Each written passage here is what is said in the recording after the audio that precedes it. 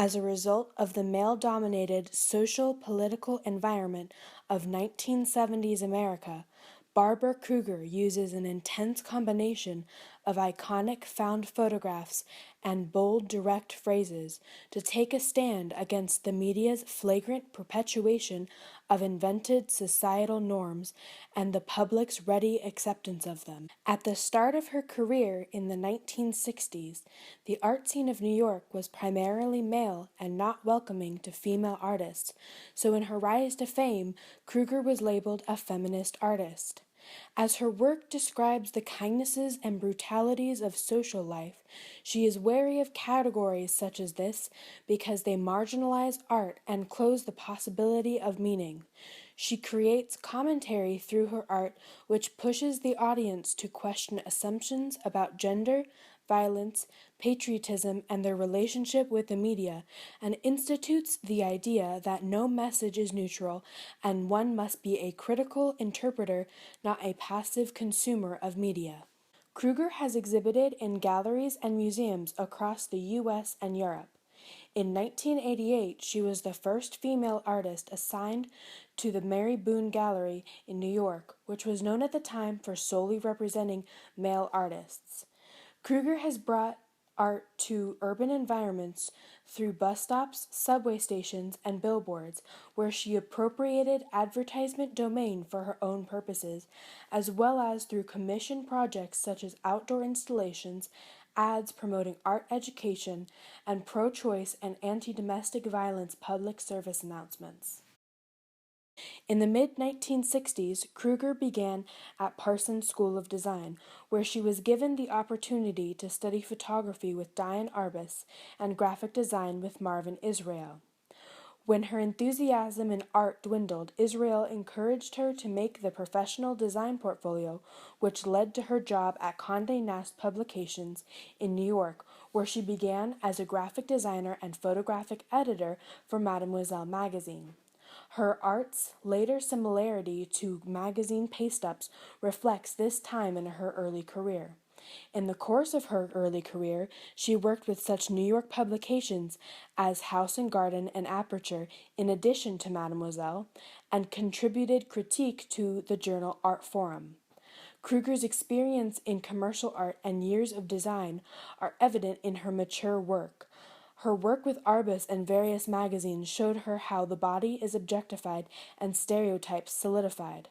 It was in this time in the commercial world that she realized the power of pictures and words. Kruger's fine art career began in the late 1960s and early 1970s as part of a feminist art movement reclaiming aesthetics and politics with handcrafts. The 1970s were a time of intellectual and artistic growth in which Kruger began combining original photos with text, which would eventually lead to her signature style. Despite success, Kruger was unsatisfied with her output because it was detached from her social and political concerns. In the mid-1970s, she participated in Artists' Meeting for Social Change, where she was introduced to feminist film criticism and structuralist literary theory, which influenced the intellectual and political content of her mature work. After these meetings, Kruger began curating exhibits which centered around her interests in advertising and media. There was a radical change in Kruger's work in the end of the 1970s when she abandoned original photography for found photos derived primarily from mid-century American print media with words placed directly on top. The change developed into her trademark style, which embodied deconstructivist concerns of feminist art of the 1980s and 90s. Kruger perfected her style in the early 1980s as black and white photos with red, black, or white Futura bold text on red, black, or white bars. Her use of this color palette and clear typography was influenced by aesthetics of Russian constructivists who, after the Russian Revolution, turned art into a potent political tool for shaping mass opinion, as well as German photographers who used photo montage and collage for politically charged art in the 1920s. Kruger's signature style is reminiscent of 1920s propaganda posters and contemporary magazine design. She uses media effects and strategies such as enticement, shock, provocation, and direct viewer address to subvert propaganda's traditional alliance with the elite and confront the dominant culture. She uses a reverse propaganda that grabs attention like advertisements, but draws attention to the persuasion techniques to educate the viewer about the media. Kruger's style is primarily large-scale, appropriated, and anonymous images with text juxtaposed to criticize such topics as sexism and cultural power structures. She takes familiar idioms and combines them with other words and images to broaden and deepen their meaning. She creates social and political messages to challenge stereotypical ways mass media influences society's idea of gender roles, social relationships, and political issues, and relentlessly questions these ideas as well as consumer society, the power of media, feminine classism, individual autonomy, and desire. She questions accepted sources of power by manipulating and recontextualizing images.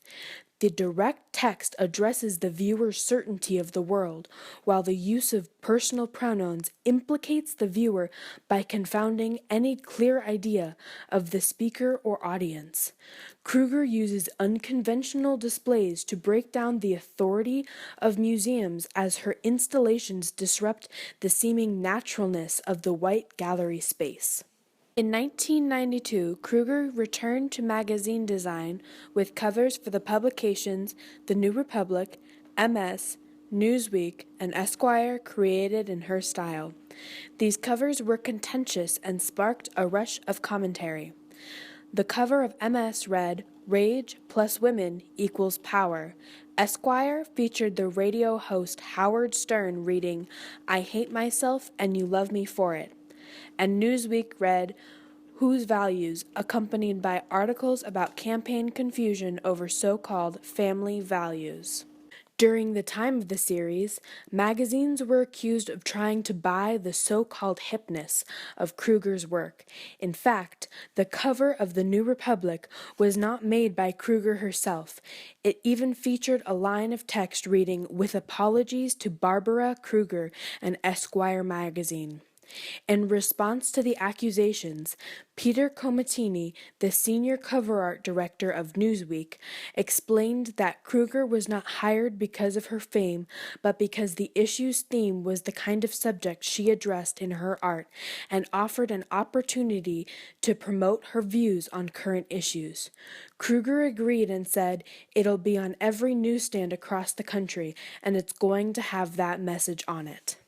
The 1992 magazine covers brought Kruger full circle in her career by bringing her back into the commercial industry. She recently extended her projects to create public installations in galleries, museums, municipal buildings, train stations, parks, buses, and billboards. In all occasions, the walls, floors, and ceilings are covered and engulf the viewer. The wide distribution of her art, including t-shirts, umbrellas, tote bags, postcards, mugs, and posters, confuses the boundaries of art and commerce and calls attention to the rules of advertisement in public debate. Social observation has always been Kruger's strong suit, with sexism, consumerism, alienation, and abuses of power consistently key elements of her work. Her art is among the most easily recognizable of American art from the last 2 decades and makes her a postmodern icon. There's a clear connection between her and later artists such as Shepard Fairey and the Guerrilla Girls. In these ways, Barbara Kruger is an integral part of the history of feminist, postmodern, and conceptual art, which is how she took a stand against the male-dominated social-political environment of America and the media's perpetuation of societal norms and the public's acceptance of them.